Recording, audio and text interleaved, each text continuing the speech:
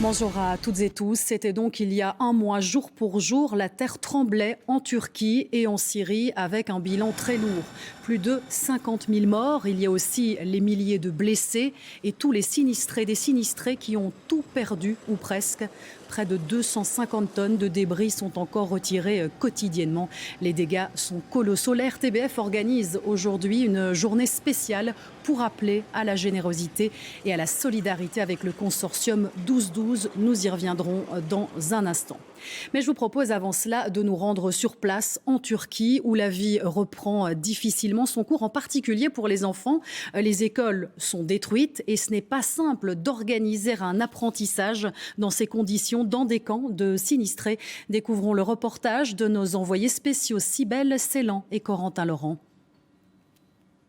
Au pied des immeubles, inhabités car trop instables, les enfants sont dans la salle de classe. Elle est désormais installée sous cette tente.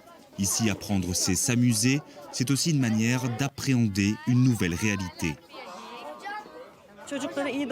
Nous apprenons aux enfants à distinguer les gestes d'attouchement des gestes qui n'en sont pas. S'ils sont confrontés à cette situation, nous leur apprenons ce qu'ils peuvent faire et comment réagir dans ces cas-là. Nous le faisons sous forme de jeux adaptés à leur âge. Une parenthèse dans une vie chamboulée qui permet aux plus petits de s'exprimer avec des crayons de couleur quand ils n'ont pas les mots. Nous constatons que les dessins ont changé après le tremblement de terre. Par exemple, ils dessinent les maisons penchées ou effondrées. Ils parlent aussi du tremblement de terre. Ils font par exemple des dessins des proches qu'ils ont perdus. La cloche sonne aussi pour les jeunes adolescents. Ils sont conscients de ce qui leur est arrivé. Alors retrouver une salle de classe presque normale, c'est se permettre de penser à nouveau à l'avenir. Ici, même si ce n'est pas comme à la maison, nous avons quand même un abri, un endroit où apprendre. On est peut-être un peu plus chanceux par rapport à d'autres enfants, car nous n'aurons pas de retard dans nos cours. Ici, on garde espoir, on veut encore se fixer des objectifs. Nos professeurs nous disent qu'ici, on va nous aider à préparer nos examens. Ça va beaucoup nous aider pour la reprise de l'école et nos futurs métiers. Les professeurs qui enseignent ici viennent des 4 coins du pays. Le dioxyde de carbone, le dioxyde de soufre, le dioxyde d'azote sont des gaz toxiques que nous émettons dans l'atmosphère. Pour que l'apprentissage se poursuive, l'État doit trouver des solutions. Nous avons perdu la grande majorité des professeurs de la région, soit parce qu'ils ont des morts ou des blessés dans leur famille, ou parce que psychologiquement ils ne vont pas bien. Des professeurs d'autres villes se relaient ici. Et si les enseignants viennent aux élèves, retrouver les murs d'une école, une vraie, prendra beaucoup plus de temps. La sécurité est la priorité numéro 1. On ne voudrait pas remettre les enfants dans des écoles qui risquent à tout moment de s'effondrer lorsque ce n'est pas déjà fait. Aujourd'hui, si l'aide humanitaire s'organise, beaucoup d'enfants manquent encore l'école. Leur avenir est mis en péril. Et Corentin Laurent est à présent en direct avec nous. Vous avez été frappé aussi, Corentin, sur place par l'état des soins de santé. Il manque de tout, il manque de médecins, il manque aussi de matériel, de médicaments. Oui, c'est très compliqué ici. D'abord parce que les infrastructures de santé ont été pour la plupart détruites. Et puis aussi parce que les hôpitaux de campagne sont installés dans les centres-villes. Et tout le monde n'a pas la possibilité de pouvoir s'y rendre. La santé se dégrade aussi en raison des conditions de vie des personnes après le séisme, des personnes sinistrées. Ils vivent dans des tentes, souvent à plusieurs. Et la promiscuité amène des risques d'épidémie, notamment de gale. Les ONG nous disent qu'ils n'ont pas assez de médicaments pour traiter toutes ces maladies. Les conditions d'accès à une hygiène correcte sont aussi très compliquées, en particulier pour les femmes. Et puis la santé, c'est aussi dans la tête. Les traumas commencent à arriver, les traumatismes commencent à se manifester. Et ce sera peut-être ce qui sera le plus difficile à traiter sur le long terme. Merci pour ces informations, Corentin Laurent, envoyé spécial en Turquie. Et puis, on l'a dit, l'aide humanitaire internationale s'est rapidement mise en place. Chez nous, d'ailleurs, le consortium 12-12 a lancé un appel aux dons. Et aujourd'hui, l'ensemble des radios et des télés belges s'associent à cet appel. Nous allons en parler avec Gilles Van Mortel. Vous êtes le coordinateur de ce consortium 12-12. Alors, un mois après les faits, De nombreuses caméras sont reparties. On a voulu justement y retourner pour montrer à quel point mais la situation, elle est tout aussi désastreuse encore aujourd'hui. Ah oui, tout à fait. Pardon, tout à fait. D'ailleurs, le reportage vient de le montrer. Les séquelles psychosomatiques, psychologiques pour les enfants, mais aussi toute la reconstruction à faire. Ici, on est véritablement non pas dans un sprint humanitaire, mais dans un marathon humanitaire de reconstruction. Et les chiffres sont absolument effrayants en termes de millions de personnes qui ont besoin d'aide et en termes de milliards de dollars qui sont nécessaires pour la reconstruction. On vient de voir des images de la Turquie, il y a aussi la Syrie et là-bas la situation est encore plus compliquée parce qu'on est en zone de guerre. Tout à fait, donc c'est une zone qui a déjà 12 années de guerre derrière elle.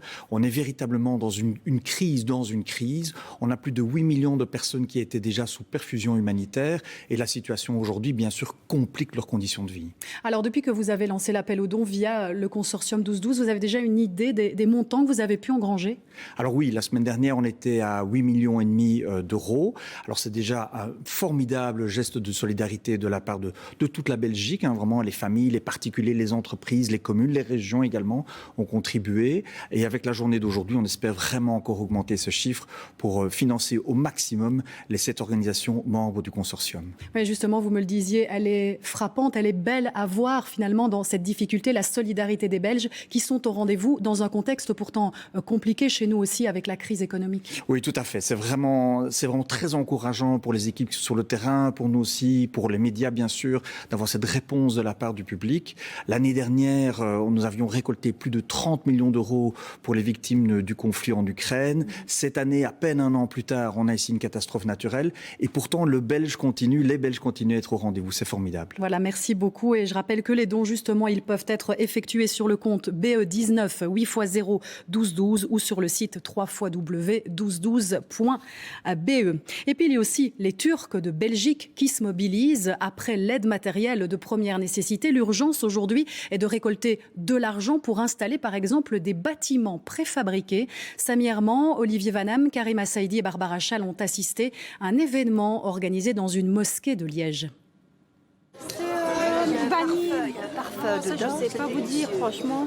Un buffet de plusieurs mètres de long, surchargé de petits plats faits maison. En ce jour de prière du vendredi, chacun a ramené un petit quelque chose de chez lui. On est vraiment très solidaires entre nous, très soudés. Et quand il faut aider, etc., on est vraiment les premiers à faire en fait. Un étage plus bas, d'autres mets sont en cours de préparation. Depuis tôt le matin, c'est une véritable fourmilière en cuisine. Ici, les femmes, elles préparent la pâte. Donc, cette pâte-là, elle va à la main des autres femmes qui les coupent en morceaux, qui font des boules et les étalent. Et puis après, ici, les femmes, elles mettent la farce. Et puis, de l'autre côté, elles s'occupent de la cuisson. Solidaires, ces dizaines de femmes n'ont pas hésité à mettre la main à la pâte. Toutes se disent profondément attristées par la tragédie qui touche la Turquie et la Syrie. On a senti mal, on a perdu toutes les personnes qui sont tous morts. Il y a des enfants qui sont dehors. Alors ça fait mal au cœur à tous. Les recettes de la vente seront envoyées aux victimes du tremblement de terre en Turquie via l'ambassade. Les besoins sont grands et chaque euro récolté compte. Ceux qui ont perdu des proches dans la catastrophe en sont convaincus. Bien sûr que c'est utile parce que les conditions climatiques actuelles de la région, il est assez défavorable.